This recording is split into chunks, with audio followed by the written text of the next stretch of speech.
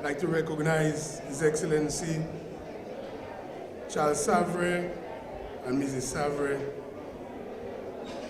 our Deputy Prime Minister, Reginald Austri, Minister representing the Minister of Trade, but also in her own capacity, Minister of Planning, Honorable Miriam Blanchard, the Leader of Opposition, and his wife, Honorable Lennox Linton. Members of the clergy, Monsignor Father Karam and Father Franklin Coffey, Monsignor John Luis, and all invited guests, the people of Roseau Central, nous n'y pouvons remercier bon Dieu pour ça il fait pour nous. Nous n'y pouvons remercier parce qu'à Dominique, nous vivons. Nous vivons. Nous sommes des gens qui sont résilients.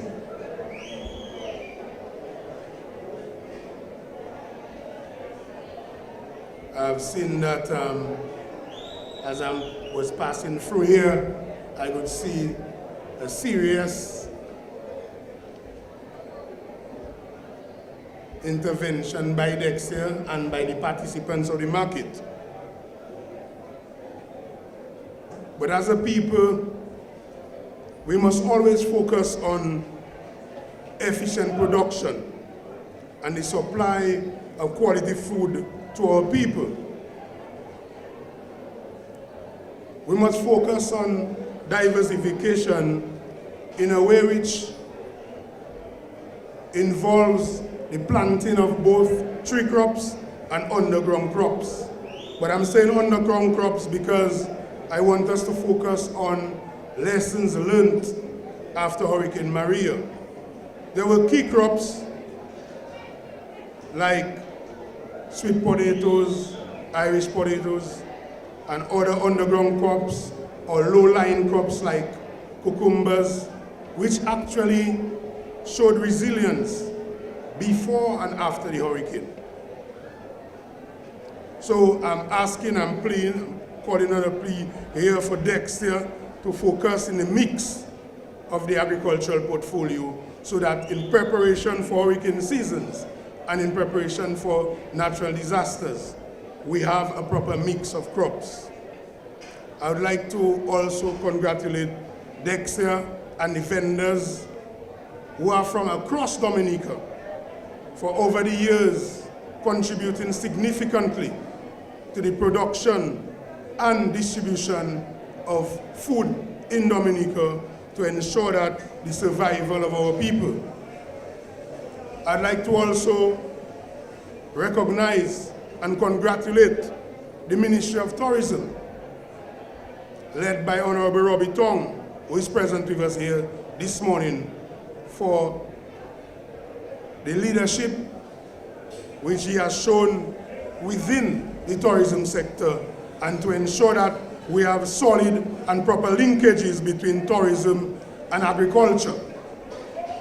There is a significant opportunity as your government, this administration, is poised to open in 2019 several signature brands in tourism which is linked to agriculture. And for that, I would like to congratulate our Prime Minister for his vision for this country. Give him a round of applause for me, please.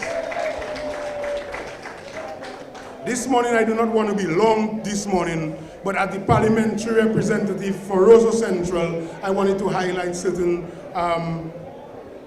initiatives which the government has already embarked on and plan to embark on, and to focus on the issue of cleanliness in Roseau. Your government, this administration, has a vision for Roseau. It's a vision which involves the focusing on the Roseau city as a climate resilient smart city for the Caribbean, a leading one for the Caribbean. This vision includes, but is not limited to, the completion of river walls in Roseau, which has already started. This is to protect us from the risk of flooding. It also involves something we term the Roseau Road Reinstatement Project, which involves the running of utility lines underground in key main streets and side lanes. The development of the sidewalk of the side lanes. This there is earmarked. The government has already negotiated with some of the private sector companies to ensure the implementation before the end of the year. It will include, as I said, the running of underlying utility lines, the setting up of the sidewalks, the improvement of drainage across the key areas of Roseau City. But although it was not part initially of the Roseau Road Reinstatement Project, but your government has also started the housing program, which includes the development of Pong and also Riverbank. And we, through discussion of your parliamentary representative and the Prime Minister, we are also including, as part of the vision, the area for Maiko and also of the area close to the police station, Boys Avenue. This is a master plan to ensure that there will be a transformation of real estate in Roseau Central, all part of building the resilience of our country and of our city. But for me, this morning, I wanted us to focus on the issue of cleanliness. Because I wanted to focus on this as the parliamentary representative for the city center, but also as the minister responsible for urban renewal. I think that the time has come where everyone, the cabinet already has given it full support, the leadership of the country, there's the president and the prime minister have given it full support in regards to an approach for cleanliness of this country. It is time, all of us, not those only using the Roseau market, but everyone in Roseau City and the wider Dominica, including Portsmouth as an urban center. We need to focus on the issue of cleanliness, and we cannot allow anyone to be litter in our country, our city, and our towns. I'm taking this thing passionately because I have first-hand experience of where our own citizens are littering our country. Our own citizens are doing things which are not the best approach to ensuring that the environment is kept safe and clean. The police need to play their part. So I'm calling on the Commissioner of Police. Forget politics, forget it. Let us focus on the development of our country. If we could do only one thing after the recovery process, after Hurricane Maria and Tropical Storm Erika, is to ensure that our country is clean for our sake, not just for tourists.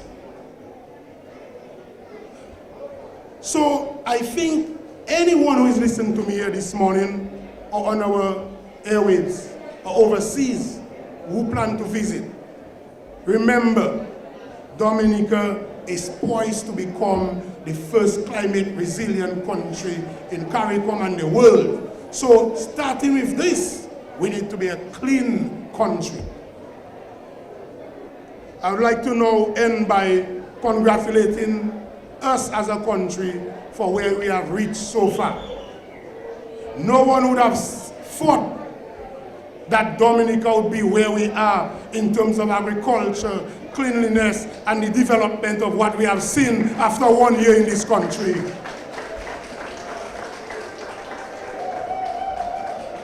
We as Dominicans must always remember that development starts with us. But sometimes we are too busy to to give ourselves blows. So I'm saying to Dominicans here this morning and across Dominica, let us give a round of applause for congratulating the effort of all of us in this country for where we have reached in this country. And I would like to end by saying, merci Papa Bodier, pour ça il fait pour nous. Nous ne pouvons remercier. Merci tout le monde et merci Papa Bodier.